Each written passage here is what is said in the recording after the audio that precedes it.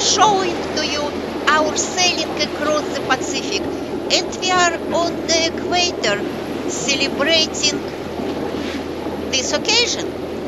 Many storms left behind, asking Neptune for his blessing, more nightly visits from flying fish, and tired? Of course, many storms were around us. Every evening we watched them and tried to dodge, tried to see how to avoid it. Before every evening we prepared sails, prepared everything for unpredicted storm.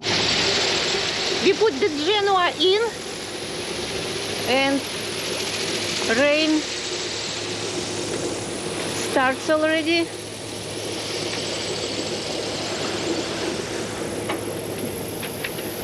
But I think the worst part is behind us, and maybe we'll miss our boat. And it is true, sometimes before we went to bed, storms were over. We passed all nasty storms. There were probably, I don't know, 10 of them. And now I am eating my baby banana. Good?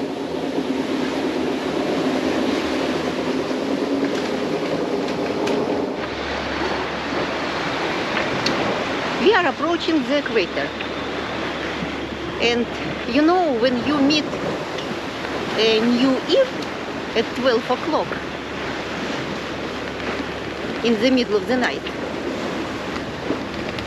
you start counting minutes. And here we are counting minutes as well.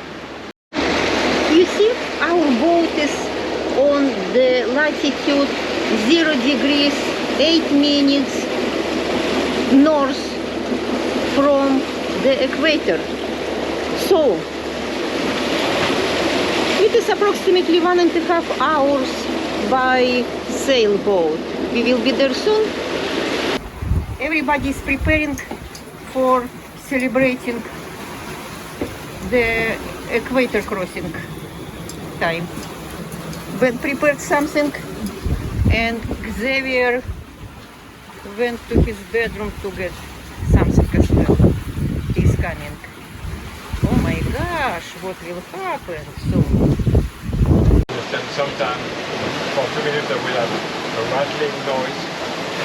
Then the screw will be somewhere. Greetings, great King Neptune. We have arrived at the equator in your watery realm. So King Neptune, Lord of the waves and ruler of the deep, we are here to express our appreciation for your caring for this vessel, Kanoa, and its crew all the way to this point, and to ask for your continued protection as we cross your watery realm.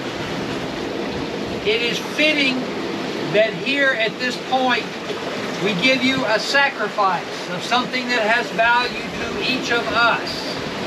And so for my sacrifice as a member of the crew of Kanoa, I will give you one of the most valuable things. After 2 weeks at sea, nothing is more valuable than food, particularly fried food. So here I have a piece of bacon, which I offer to you, King Neptune.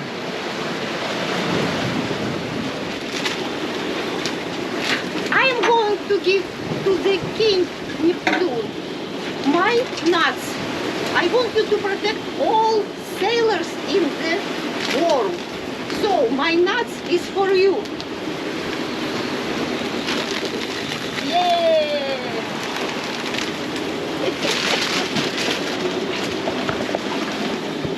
Xavier. So to King Neptune, the king of the sea, and who has helped us to come all the way through North Pacific down the US, Mexico, and here close to the Polynesia. We thank you for your help and your support so far, and we would like you to continue to support us.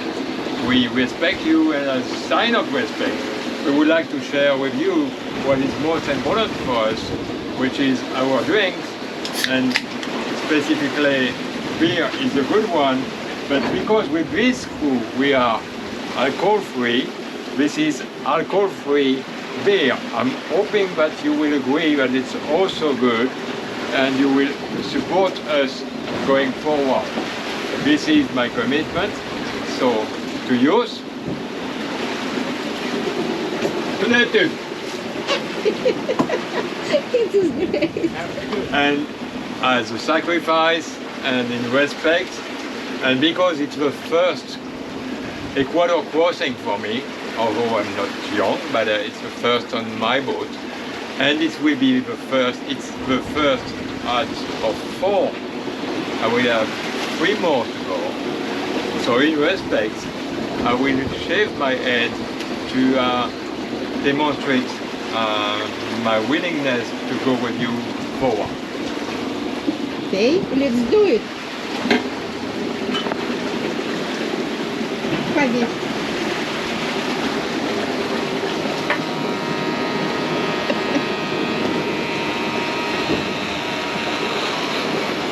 What do these represent? So I'm cutting the what is supposed to be the Equator. Okay, It is an equator. it is the Equator. I don't know where it is. It's somewhere there. Okay. And here we are crossing the Equator. So we are going all the way through. We are crossing the equator. You see that? Yes. And so this is the way. And it's a long time I've been working on this part, but I've never done the Equator before. So it's good. It's great. Do you want me to finish it? Yes. Film it.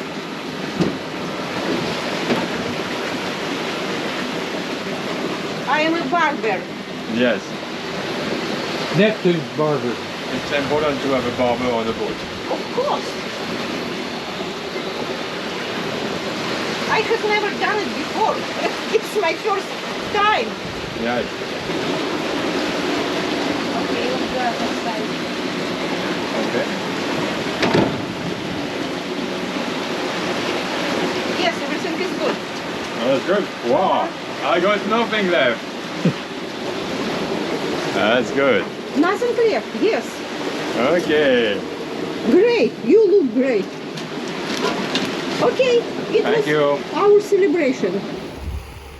Actually, the weather was really pleasant during our celebration of crossing the equator.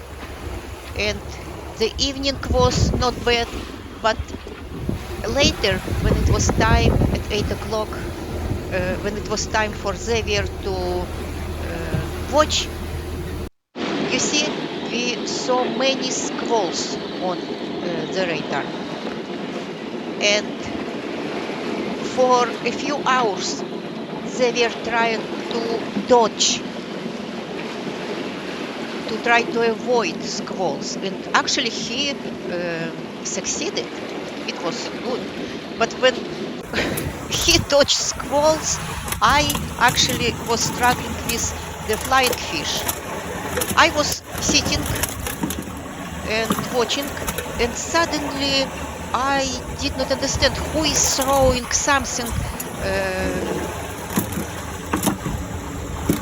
to my place where I was sitting. Apparently it was the flying fish. Actually, look, it is very big. I wanted to put it in the water, but it was scared, and the light was really bright. I don't know, we had a lot of flying fish on the boat during nights, a lot.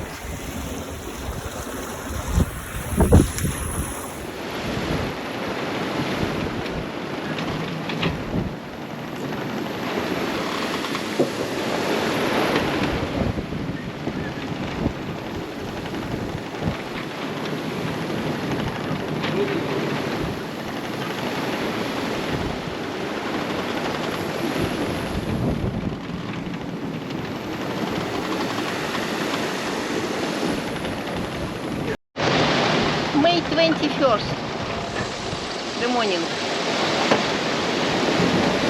The start is very windy. We don't know what will be in the end of this day, but it is beautiful around.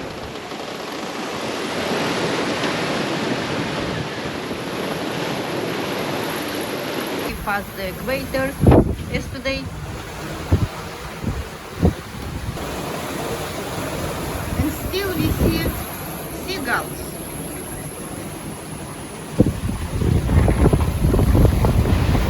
We really have nothing to complain about the way our voyage went.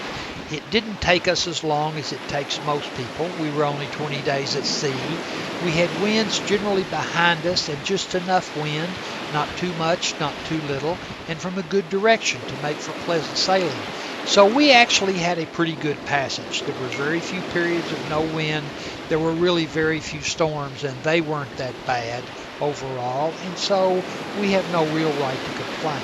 However, it is a physically demanding thing to do, and after the midpoint of the passage, I think the physical demands and the stresses and strains begin to accumulate a little bit, and it began to get somewhat more difficult. In particular, I think lack of sleep began to take a toll on all of us, because it's really difficult to sleep when you have the wind generators howling overhead like the voice of doom, when you have water rushing down the side of the boat and you're not sure if it's acting normally or not, and sometimes there are big bangs when waves hit the side of the boat, when the wind can sometimes howl, and when the boat can heel a lot and bounce a lot and move in all three directions, and when sometimes you have the motor running to supplement the batteries, and you've got this big monstrous engine running right next to you, it becomes impossible to sleep. You're heeled over, you're rolled to one side, and you don't sleep well. And as a result of that, and all the constant movement during the rest of the day, and the other stresses and strains and getting thrown around, you become, I guess, physically worn down, and that leads to a state of being a little bit mentally worn down as well. So during that middle and latter, I guess, the second third and second half of the voyage, it really became something of an endurance contest and a little bit physically demanding to go through the motions day by day. Still pleasant, but increasingly difficult to do.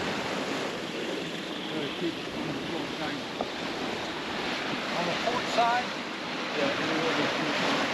Hold the gray one on that side. Smoky?